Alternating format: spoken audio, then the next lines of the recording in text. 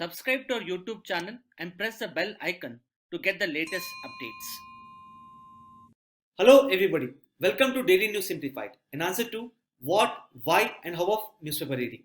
Today we shall be analyzing the Hindu newspaper dated 15th of February 2021 of the New Delhi edition. The topics we discuss today has been presented on your screen. Time-stamping for the same has been provided in the description box below. Let us begin our today's discussion. Now this particular article appears on page number 8, that is the editorial page. The article is titled as Boosting Confidence. This article shall be important from the perspective of GS Paper 2, Management of Health. The Government of India has come up with an ambitious plan to vaccinate 300 million healthcare workers and the frontline workers by the end of August 2021. So far, the Indian government has been able to administer 8.2 million doses of the COVID-19 vaccine. According to Ministry of Health and Family Welfare, India has become the fastest country to administer 7 million doses of the COVID-19 vaccine in the first 26 days. However, the problem here is only 50% of the intended target has been achieved so far. Amongst the people who have got their first dosage of the COVID-19 vaccine, only 10% of the people have turned out to get their second dosage. Now, one of the probable reasons as to why less number of people are turning out to get the COVID-19 vaccine is because of a general decline in the number of active cases. Now, in spite of a decline in the number of active cases, we should not be complacent against the COVID-19. This is because, according to ICMR's serological survey, only 21% of the Indians have been exposed to COVID-19, which goes on to show that even today, the threat of the COVID-19 pandemic looms large. Apart from that, we do not have sufficient information on the new variants of the COVID-19. Now, in case of the developed economies, the supply of the COVID-19 vaccines, this is much lower as compared to their demand. But unfortunately, in case of India, the supply of the COVID-19 vaccines is much higher than the overall demand. So the question is, why is there a low demand for the COVID-19 vaccines? This is basically attributed to the vaccine hesitancy. Accordingly, this particular editorial here highlights that people's confidence in the COVID-19 vaccines have to be boosted up. People should be confident about the safety as well as efficacy of the COVID-19 vaccines. Accordingly, from our discussion, a main question for your practice here could be, what are the various factors that contribute to vaccine hesitancy? Discuss strategies to address this problem and to improve the immunization coverage in India. According to the World Health Organization, vaccine hesitancy is referred to as the refusal of the people to get themselves vaccinated in spite of its availability. This is not the first time that India is facing vaccine hesitancy with respect to COVID-19. In fact, even before the introduction of the COVID-19 vaccine, India was facing the problem of vaccine hesitancy with respect to the poor acceptance of the diphtheria vaccine. During the British era also, we faced the problem of vaccine hesitancy with respect to the vaccines for plague, cholera, etc. You must understand that this problem of vaccine hesitancy is not unique to India. Rather, according to World Health Organization, it is considered to be a top 10 global threat. In fact, the problem of vaccine hesitancy is more pronounced in advanced economies as compared to poor and developing countries. According to World Health Organization, the vaccine hesitancy is much higher at almost around 50% in the advanced economies. So the question here is, why do the people do not get themselves vaccinated in spite of its availability? Is it because of their poor awareness level about the vaccines? Is it because of their low educational status? Is it because of their overconfidence in their own immunity to fight the diseases? Is it because of a negative perception towards the vaccines? or is it because of the socio-religious norms? Now, in order to understand the factors that contribute towards the vaccine hesitancy, the World Health Organization has developed the 3C approach. The 3C's here stands for convenience, complacency, and confidence. Now, these 3C's basically explain us as to whether the people will get themselves vaccinated or not. Now, for example, if you look at the first C, that is convenience, convenience here means availability as well as affordability of the vaccines, which itself shows that as long as the vaccines are available and as long as they are affordable to the poor people, people would get themselves vaccinated. Now, take for instance, in case of India, the universal immunization coverage has been extremely successful because the vaccines are not only made available, but they are also made affordable to the poor people. That is why the universal immunization coverage has increased to more than 85% in case of India. But you must understand here that convenience alone will not determine as to whether the people will get themselves vaccinated or not. This would also depend upon the confidence as well as complacency. As far as the confidence is concerned, people needs to have adequate amount of confidence in the safety as well as the efficacy of the vaccines. Normally, it is seen that in case of the developed economies, the confidence of the vaccines is quite poor. Now, for example, in case of European Union, the confidence of the people in the vaccines is as low as 55%. This is predominantly on account of certain misconceptions which people have developed. Now, for example, in case of US as well as European Union, a misconception has been developed that if children are administered with the measles vaccine, then the children may develop autism. Apart from that, in the year 2019, a UK-based scientist known as Martin Gore, he died because of the yellow fever vaccination.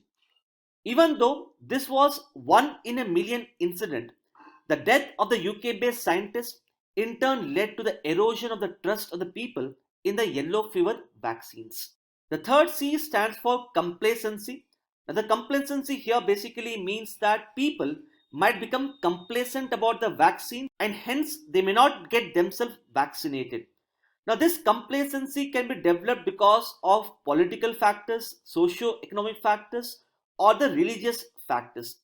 Now, for example, as far as the socio-religious norms is concerned, there is poor acceptance of vaccines among the ultra-orthodox Jewish community in USA. Similarly, there is poor acceptance of the diphtheria vaccine in certain parts of India. For example, in the year 2019, there was an article in the Hindu newspaper which highlighted that presently there is a propaganda against the diphtheria vaccine. According to this particular propaganda, the vaccine contains microbes as well as derived products from the animals, which in some religions is forbidden. Now, when such kind of propaganda is communicated to the people through various social media platforms, obviously people may not come forward to get themselves vaccinated because of such socio-religious norms. The other reasons for complacency could include other people's experience with vaccination, particularly if some people have developed side effects or if some people had pain on getting the vaccine administered, then people may not come forward. People's negative attitude towards the health, geographical barriers, people's negative perception of the pharmaceutical industry, all of these factors can lead to complacency. Apart from that, the social norms also determine an individual's behavior. So, if in a particular country the social norm is developed that immunization is either not needed or immunization is harmful, then this can in turn change the individual behavior towards getting himself vaccinated. So, the question is, how can this vaccine hesitancy be countered? In GS paper 4, that is ethics and integrity, you have a topic known as social persuasion. So we can use the principles of the social persuasion in order to convince the people to get themselves vaccinated. So first and foremost, we would have to convince the people about the benefits of getting themselves vaccinated. And secondly, we would have to inform the people as to what would happen to them if they do not get themselves vaccinated. So, coming to the first point, that is informing the people about the benefits of getting themselves vaccinated. The government should regularly publish the data related to how people have got themselves benefited by getting vaccinated. Secondly, the government would have to counter the misinformation which is normally spread through the social media platforms, and people should get regular updates on the pending vaccinations. So, if the people have got their first dosage of the COVID 19 vaccine, people should get reminders on a regular basis about their second dosage of the COVID 19 vaccine. With respect to second aspect, that is explaining to the people as to what would happen if they do not get themselves vaccinated. Here we can take support of the cognitive dissonance theory from the field of psychology. According to the cognitive dissonance theory, a particular person may hold two set of views or opinions with respect to a same subject. Now, these two views, beliefs, or opinions may be in contradiction to each other. So, this kind of contradiction between his views or opinions in turn causes mental stress. Hence, in order to resolve this particular mental stress, the person may either choose A or he may choose B. Now, let us consider this from a perspective of a school going child. Now, a school going child may see the elder people smoking. So, such a school going child may believe that smoking is cool. Hence, such a person may have a positive perception about smoking cigarettes. Now, this positive perception will remain as long as a contradictory view or a belief develops in the mind of the child. Now, for example, let's say the parents of the child inform him or her that smoking is actually bad, that smoking causes cancer. Now, the child has two set of beliefs or opinions which are actually contradictory to each other. So, a child will try to resolve this particular conflict in a positive manner. In this particular case, let's say the child as such may develop a perception that smoking is actually bad and hence it should not be taken up. So, on similar lines, the government has to create that kind of cognitive dissonance in the minds of the people that their health would get adversely affected if they do not get themselves vaccinated. So, people then would have two set of beliefs and opinions which are contradictory to each other, and hence people may resolve this particular conflict in a positive manner by getting themselves vaccinated. And lastly, the community leaders and the religious leaders, they can act as role models and they can convince the people to get themselves vaccinated. So these are some of the important aspects which one should know with respect to this particular article. With this, let us now take up the next article. Now, this particular article appears on page number 6. The article is titled as Interstate Boundary Issue Creating the Bad Blood. This article shall be important from the perspective of GS paper 2, Polity and Governance, particularly with respect to issues related to federalism. This particular article talks about the boundary dispute between the state of Andhra Pradesh and Odisha. As you can see in this particular map here, you have a place known as the Kotia cluster. The Kotia cluster presently consists of almost around 21 villages. Now, this Kotia cluster is located along the border of Odisha and Andhra Pradesh. Presently, it is part of the Koraput district of Odisha. Recently, the state government of Andhra Pradesh decided to conduct the panchayat elections in these 21 villages belonging to the Kotia cluster in the state of Odisha. Hence, a very fact that one state has conducted the panchayat elections inside the boundary of another state has in turn raised concerns related to the border dispute. Now, if you look at the border dispute between Andhra Pradesh and Odisha, it is actually not a new dispute. This is a border dispute which has come into being since 1936. That is when the presidency of Odisha was set up. During the British era, Bengal and Odisha, they were part of a single presidency. However, in 1936, Odisha was established as a separate presidency. Apart from that, certain parts of Vishakhapatnam district which was then part of the Madras Presidency. So certain parts of the Vishakhapatnam district were also transferred to the newly formed Odisha Presidency. So when this transfer took place, some of the villages in the Kotia cluster also got transferred to Odisha. Accordingly, in 1942, the Madras Presidency then contested this claim of transfer of certain parts of Vishakhapatnam to Odisha. So accordingly, then a joint survey was undertaken. When this joint survey was undertaken, 7 villages from the Kotia cluster, they were recognized as a revenue villages in Odisha, and the Odisha government then started collecting the taxes. However, when this joint survey was conducted, 21 villages in the Kotia cluster, they remain unsurveyed, which means neither the Madras Presidency nor the Odisha Presidency laid a claim over these 21 villages. Later on in the year 1955, Andhra Pradesh, as you know, was set up as a first linguistic state in India. Even then, the state of Andhra Pradesh did not carry out a survey of these 21 villages. Accordingly, these 21 villages continued to remain under the Koraput district of Odisha.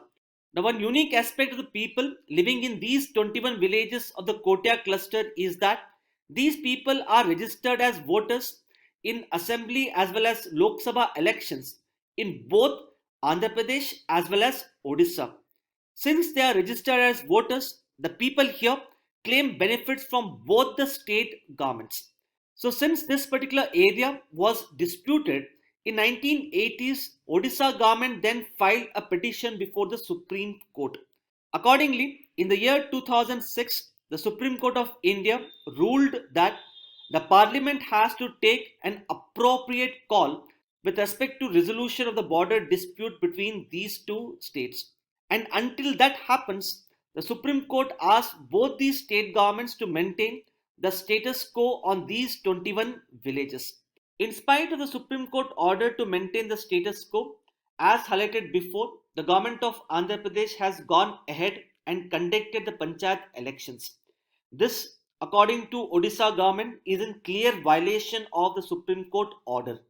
See, this is not the first time that the border dispute between the states has remained unresolved. You must have heard about the border dispute between Karnataka and Maharashtra over Belgavi. Apart from these two, there are a number of border disputes between the states. Ideally, such kind of border disputes, or for that matter, any kind of disputes that arise between the states, they would have to be settled before the interstate council. But according to a number of constitutional experts, the interstate council has not been able to promote harmonious relations between the states. So if you look at the federalism in case of India, the federalism can be analyzed in two ways. That is the vertical federalism and the horizontal federalism. The vertical federalism is a nature of relationship between center and the states. On the other hand, the horizontal federalism can be considered to be the relationship between different states in India. So in order to handle various aspects of horizontal federalism, that is to promote coordination between the multiple states, the Indian constitution has provided for the interstate council to be set up by the president. Accordingly, as part of this particular video analysis, we'll understand as to what exactly is the interstate council, what problems it is facing, and what are the recommendations of the Punchi committee and the second administrative reforms commission in order to strengthen the interstate council. The Article 263 of the Indian Constitution provides that the president can establish the interstate council. So if the president believes that by setting up of an interstate council, we would be able to better serve the national interest, then he can establish the interstate council. Obviously, the president would establish the interstate council based upon the recommendations of the Council of Ministers headed by the Prime Minister. The role of the interstate council as envisaged by the Indian Constitution is to inquire and advise upon the disputes that may arise between the states. It can investigate and discuss various subjects which are of common interest to center and the states, and based upon such investigation, the interstate council can then make the recommendations to the government.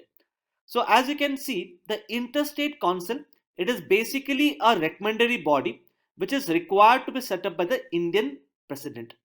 Even though the Indian constitution originally provided that the president can set up the interstate council, the interstate council was not set up until the end of 1990. I hope you must have heard of the Sarkaria Commission on the Center-State Relations. The Sarkaria Commission then recommended the government that we need to establish the Interstate Council in order to promote harmonious relationship between center and the states as well as among the different states.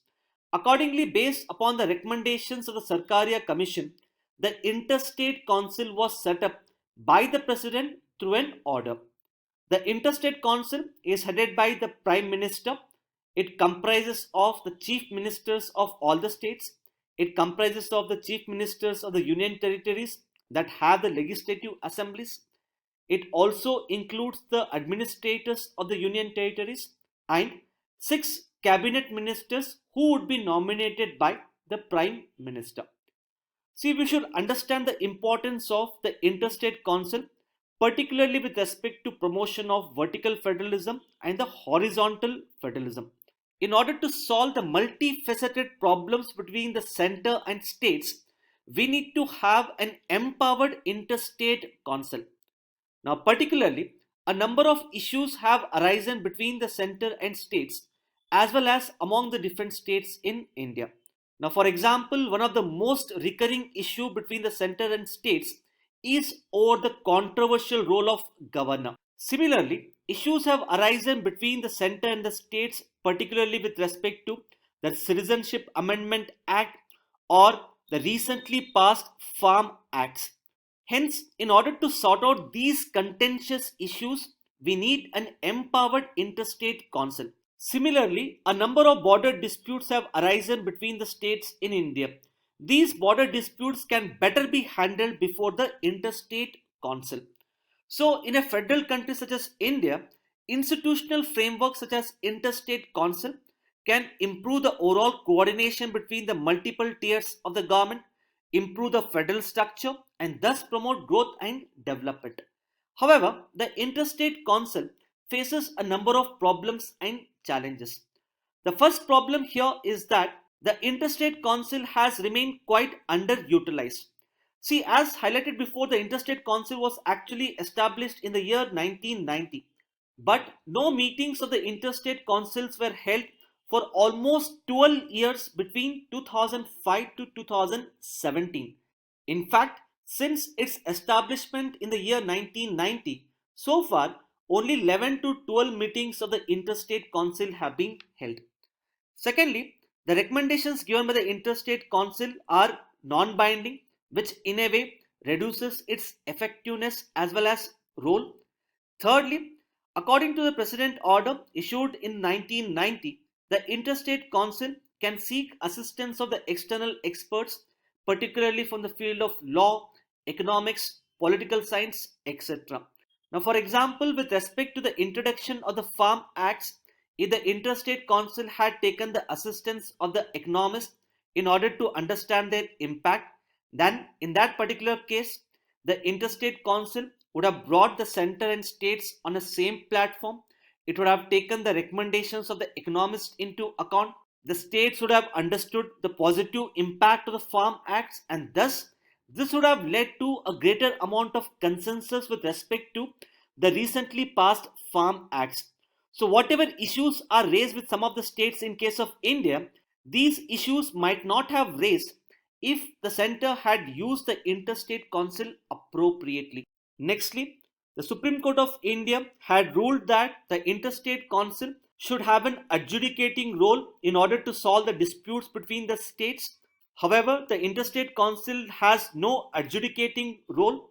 And lastly, see, we have set up a number of mechanisms in order to promote coordination between the states.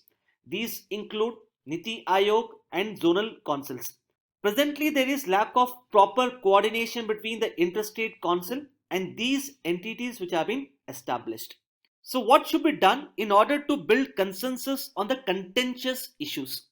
Now, some of these recommendations are given by Punchi Committee on Center and State Relations, as well as the second Administrative Reforms Commission. First and foremost, we would have to give a much more enhanced and functional role to the Interstate Council. As highlighted before, the meetings of the Interstate Council are not held regularly. Accordingly, we must ensure that the Interstate Council should meet at least thrice in a year. Now, this is a recommendation given by the Punchi Committee. Secondly, much before the Interstate Council meetings are held, the agenda should be finalized, and this agenda should be finalized through proper consultation with the states. The Interstate Council Secretariat should include the officials from both the center as well as states. This is basically done in order to ensure that the interests of the states are taken into account in the Interstate Council.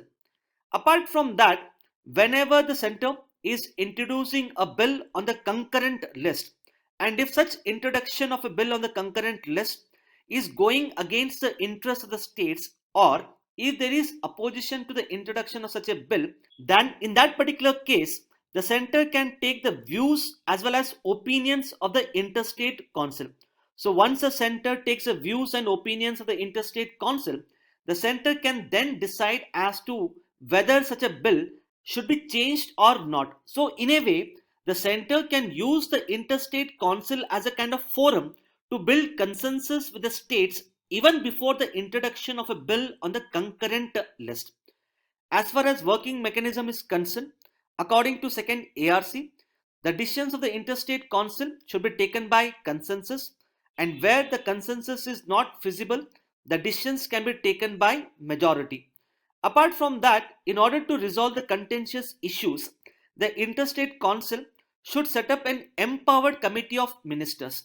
This empowered committee should then undertake a detailed study on the contentious issue and report findings to the Interstate Council within a prescribed time frame. Based upon the findings, the Interstate Council can then take a decision either through consensus or based upon a majority. Now, these are some of the important aspects which one should know with respect to this particular article. Now, this particular article appears on page number 1. The article is titled as Prime Minister hands over the Arjun Mk-1A tank to the Indian Army. This article shall be important mainly with respect to prelims under the subsection Defence Technology. As the title of the article highlights, Prime Minister Narendra Modi has recently handed over the Arjun main battle tank Mk-1A to the Indian Army. The Arjun main battle tank is indigenously designed, developed and manufactured in India. It has been manufactured as part of the multi-laboratory program of DRDO. That means multiple laboratories have come together in order to develop the Arjun main battle tank Mk-1A. The development of this battle tank was spearheaded by the Combat Vehicles Research and Development Establishment, which works under the DRDO. The project to manufacture the Arjun main battle tank was initiated by the DRDO way back in the year 1972. The objective of this particular project was to manufacture the state-of-art main battle tanks that should have superior firepower, higher mobility, and an excellent protection against the incoming anti-tank missiles. The first batch of the Arjun main battle tanks was inducted into the Indian Army in the year 2004. As far as the newly inducted Mk-1A Arjun main battle tank is concerned, it is considered to be an improved version over the existing main battle tanks. First and foremost, it is considered to be an improvement because it has a much higher indigenous content as compared to the previous models. Secondly, it has got an higher firepower. Now, for example, because of the upgrades that it has received, it is in a position to completely destroy all the enemy armor. It can operate both during daytime as well as nighttime. It has an excellent first hit probability, and it can also engage the targets on move. It has also got higher mobility, wherein it is considered to be extremely fast, highly maneuverable, and extremely mobile to cross the most difficult terrain. As far as the protection against the incoming anti-tank missiles is concerned, It uses a kind of technology known as the Kanchan armor. Because of this particular technology, it offers much higher protection against the anti-tank missiles. Now, these are some of the important aspects which one should know with respect to Arjun main battle tank Mk-1A. Now, this particular article appears on page number 15. The article is titled as UAE's Hope probe sends home the first image of Mars. This article shall be important from the perspective of prelims, science and technology. Now, this particular article discusses certain details about the Emirates Mars mission. The Emirates Mars mission was UAE's fourth space mission and the first interplanetary mission to Mars. It was considered to be the fourth space mission because the earlier three space missions launched by UAE were basically the Earth based observation satellites. Hence, the Emirates Mars mission was considered to be the first interplanetary mission launched by UAE and the entire Arab world. This space mission was first conceived way back in 2015. It was developed by Mohammed bin Rashid Space Center and it was finally launched in July 2020 from Japan. The basic objective of this particular mission is to understand the weather on Mars. And secondly, earlier when NASA had launched its spacecraft known as MAVEN, we had got to know that both hydrogen as well as oxygen are getting lost from the atmosphere of Mars. And we do know that hydrogen and oxygen are quite crucial in order to support life on Mars. Accordingly, this particular mission sought to understand as to what are the reasons for the loss of hydrogen and oxygen from the Martian atmosphere. As far as the significance of this particular mission is concerned, when this particular mission was launched, UAE became the first country to successfully launch the Mars mission, and this was after USSR, USA, European Union and India. This particular article here highlights that the Hope spacecraft, which is part of the Emirates Mars mission, has recently captured the images of the largest volcano in the solar system, which is called as the Olympus Moons, on the surface of Mars. Now, as far as your prelims is concerned, you should have an understanding that the Hope probe is launched by UAE. It is UAE's fourth space mission and the first interplanetary mission. You should also make a note of the Olympus Mons, which is considered to be the largest volcano in the solar system. Apart from that, two other related aspects which become important from the prelims are the Mars Exploration Program Analysis Group. Now, this particular program is actually spearheaded by NASA. This program, it is a community-based and interdisciplinary program in order to provide certain scientific inputs with respect to Mars exploration. The objectives behind setting up of such a group is first and foremost to understand as to whether Mars supported life in the past. Second is to understand the climate of Mars. Third is to understand the origin and evolution of Mars. And fourth and most important is to prepare for the human exploration. Similar to UAE's Hope probe, even China has launched its own mission to Mars, which is referred to as the Tianwen-1. It consists of both orbiter as well as rover. Even NASA has planned for the Perseverance rover. Now, these are some of the important aspects which you should know with respect to your prelims examination.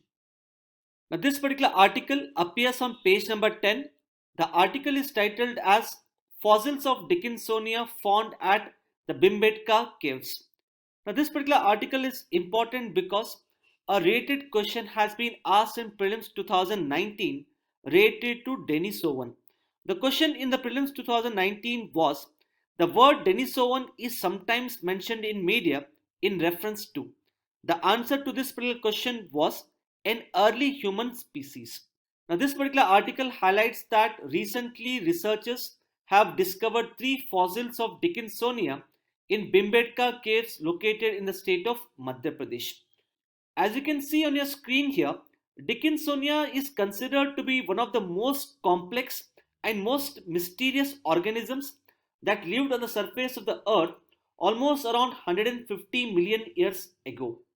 Now, if you look at the history of the earth, Approximately 550 million years ago, the period was referred to as the Ediacaran period. Now, this Ediacaran period then changed into the Cambrian period approximately 540 million years ago. So, if you look at around 550 million years ago, this was considered to be a late Ediacaran period or a pre-Cambrian period. Now, usually in the Ediacaran period, we came across early and simple life such as bacteria, fungus, and so on. However, this early simple life later transformed into the complex life during the Cambrian period. So, the overall complexity as well as the diversity in the living organisms increased, especially during the Cambrian period. So, if you consider Dickinsonia, Dickinsonia is considered to be an important link between the Ediacaran period and the Cambrian period. Dickinsonia, according to researchers, it was an animal and was a clear link between the pre-Cambrian life and the Cambrian life. This is for the first time that we have found the fossils of Dickinsonia in India. Prior to this, fossils of Dickinsonia have been found in some of the countries such as Russia, Ukraine, and Australia. Now, this particular article highlights that the researchers have come across the imprints of the Dickinsonia at the Bhimbetka rock shelters located in Madhya Pradesh. Bhimbetka rock shelters are considered to be the oldest known rock art in India. These rock shelters feature the prehistoric cave paintings in the form of the rock engravings. These rock engravings are referred to as the petroglyphs, and as you can see on your screen here, these rock engravings had the figures of humans, animals, as well as various hunting scenes. The Bhimbetka rock shelters have been declared as the UNESCO World Heritage Site. So these are some of the important aspects which one should know with respect to your prelims examination. Now the next article appears as a lead article on page number 8. Now this particular article is written by Mr. Gautam Bhatia, and this article carries out a critical analysis of Section 69A of the IT Act. Section 69A of the IT Act empowers the government to block access to certain websites. Using this particular section, the government can issue orders to various social media platforms such as Twitter to block access to some of the social media profiles. Accordingly, the author in this particular article highlights that there is a greater propensity of the government to misuse this particular provision in order to trample upon the fundamental rights of the Indian citizens. Now, the various facets of this particular lead article have already been covered by Naveed sir in our DNS dated 5th of February 2021. That is why we will not be covering this particular lead article once again. The link to this particular DNS video has been provided in the description box below. With this, we have come to the end of today's discussion. Now, the answer to the question that was asked in yesterday's DNS is option